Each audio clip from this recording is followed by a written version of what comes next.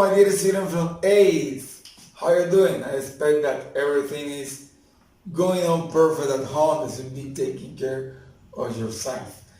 Okay, just today, this video lesson is related to modal verb, the second part, all right? Look at the goal. At the end of this lesson, students will be able to, estarán en la capacidad de, al finalizar esta lección, to talk about obligaciones, strong duties, about probabilities or the possibility that something will happen or not, and also to make a request by supporting yourselves on some modal verbs, okay? In the first lesson, we were just talking about how to express ability. Yeah, let's make a review. How to express ability, give a buy, and ask for permission. This is just to remind you the previous uses that we were talking about with the modal verb. Expressing ability, can, in present. So I can say, John can, yes, dive very well. So, John can dive, bucear, can dive very well. It's saying that John is able to dive. So he's got the ability to do this action, dive, bucear, right? Then could is to express ability, but in the past. Remember that we have to contextualize this, to have a context, but in the past. They say, when John was 10 years old, he could play the piano. All right. He could play the piano. He had that disability when he was 10 years old. Then John, he was able to play the piano. All right. So with this, we can talk about ability in present as well in the past. The other model that we were discussing, or we discussed about in the previous lesson, was giving a verb with should. Remember that O2 is also possible, but O2 is much more formal and less common. Then look at this example. Hey, what should I do? You are going to recommend me. What should I do? You are going just to express an opinion. What should I do? Or what should I buy? A car or a motorbike? Then you say, then you should buy a car. So this is your opinion. Deberías comprar un carro. Then you give me the reason. Hey teacher, you should buy a car because a car is safer than a motorbike. Okay? In this you are just giving an advice, a recommendation, consejo. Or you can say you ought to, which is the same. Buy a car. Right? Remember that ought to is much more formal, and we got this particle here too. And finally, we just discussed this. Asking for permission. Remember that we can use this design, the formula, the structure to do so. Can, could, may, which may is a much more appropriate way to ask for permission, and shall. Then we say, hey, let's suppose that you arrive a little bit late to class. Say, hey teacher, can I come in? Can I come in? Contra, could I come in? May I come in? Shall I come in? Yes. You say, okay, may I have your phone? Can I have your phone? Shall I have your phone? Yes. Say, shall I eat in class? Yeah, just permission for this. Can I eat in class? Could I eat in class?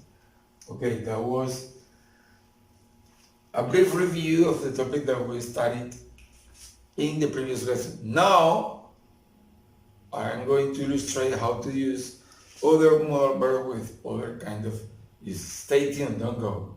Okay, my dear students, then let's keep on with the lesson. Right now, we are going to discuss how to talk or express obligation through modal verbs, as well as talk about probability. Then to express obligación, there are two ways practically: must, have to, or has to. Right?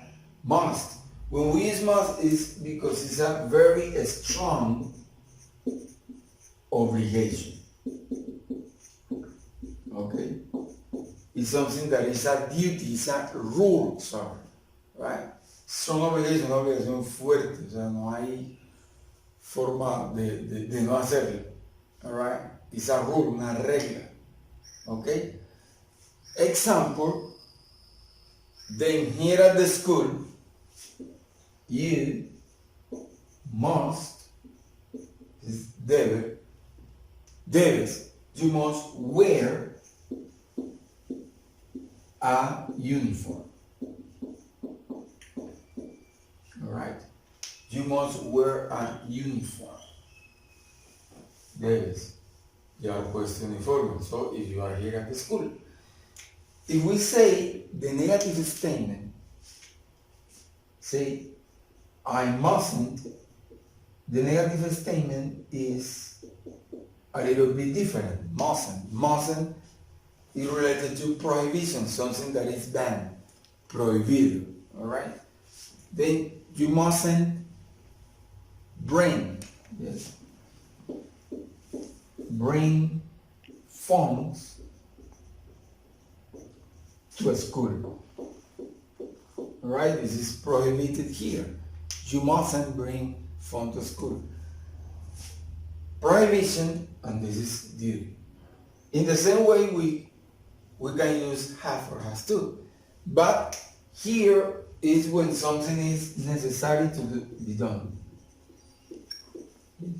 Necessary to be done. Cuando algo es necesario ser hecho. Alright. Then I say that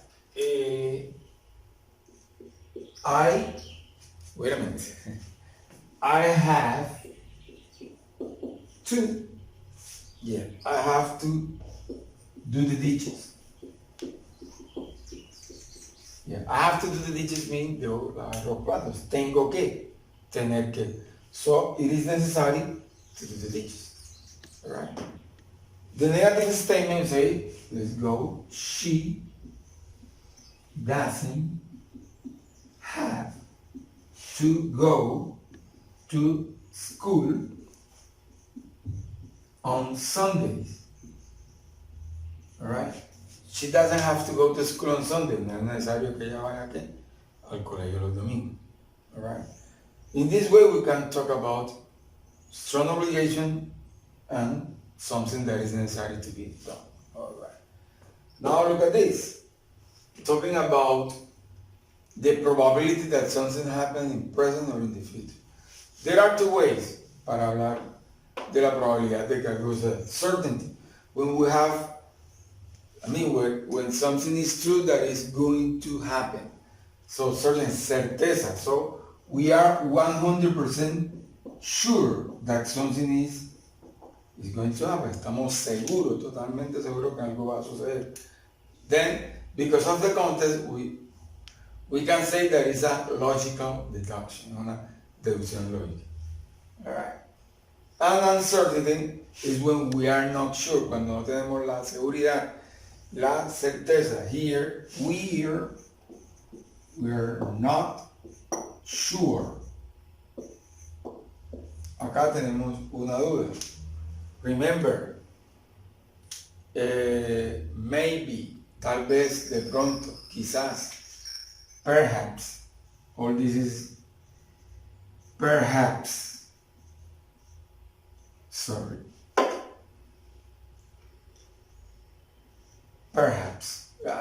de pronto, tal vez, quizás. Alright. Then we use must when something is possible to happen. Yeah, possible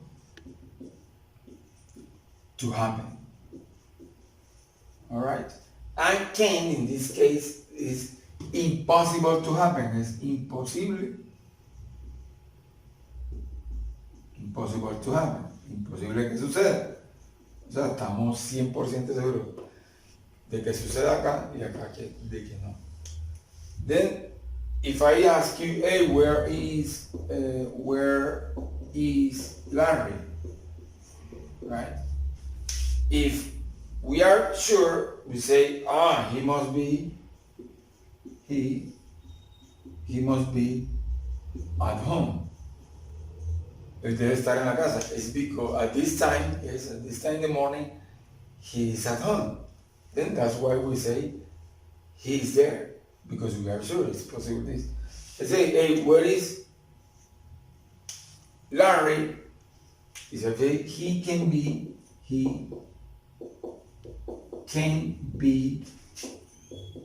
at the office. No puede estar en la oficina. It's because I'm sure that this is impossible to happen. Alright? Good. And now uncertainty. Uncertainty cuando no estamos seguros. We say, may, could, might, podría. Alright? If I go with the same example, and I say, where is Larry? ¿Dónde está Larry? If I say, he may, could, or might. If I say he may be at home, it's because I'm not sure. Podría estar en la casa. When I say he may be at home, he could be at home, or he might be at home. This is when I am not sure that something is happening or is going to happen in the future. Podría, maybe, tal vez, de pronto esté en la casa, quizás esté en la casa. This is the way we express uncertain. Okay? Very good. Stay tuned. Now I am going to show you how to make a request by using modal verbs. Okay, finally we got this. Making a request. It's just to give an instruction to another person to do something for us. Es darle una instrucción de una forma muy educada a otra persona para hacer algo por nosotros. Alright. Then we can do it in this way with can, could, would, which is the most politely, and also will. Will is not only used to talk about future action, but also to make a request. Then look at this. Can you, could you, would you, will you, right? Can you open the door, please? Could you open the door, please? ¿Podrías abrir la puerta? ¿Puedes abrir la puerta? Yeah, please, we have to be polite. Can you be quiet? Example, if you are in class. So when we're in class and you are talking to me, say, hey, my student, please, could you be quiet? Can you be quiet? Will you be quiet, please? Would you be quiet? Let's suppose with this example, you are just looking for a bank. You don't know where the bank is. Say, sorry, mister, man, would you tell me where the bank is? ¿Me podría decir dónde queda el banco? Will you tell me where the bank is? Can you tell me where the bank is? Could you tell me where the bank is? All of this is the same. The most polite way is with would. Con todas estas, pues, pedirle a alguien que haga algo por ti, pero siendo would la más formal. Okay, my dear students, then I hope that with this video you are going to accomplish the goal that we set out from the beginning. Remember to practice your English every day. Practice makes perfect. See you next class. Hey, I love you so much. Goodbye.